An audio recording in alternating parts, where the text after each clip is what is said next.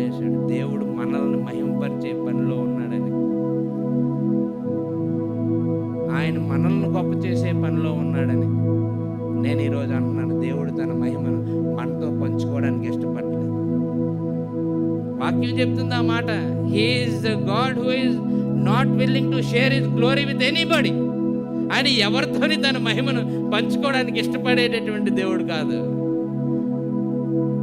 ఆయన రెండవ రాకల్లో వచ్చినప్పుడు ఆయన గొప్ప భాగ్యం మనకేంటంటే, మనల్ని కూడా ఆయన మహిమపరుచుకొని ఆయనతో నిత్యము యుగ యుగాలు ఉండేటటువంటి ఆ భాగ్యాన్ని ఇస్తాడు. We are waiting for that glorification, but our glorification is not until we are in the flesh.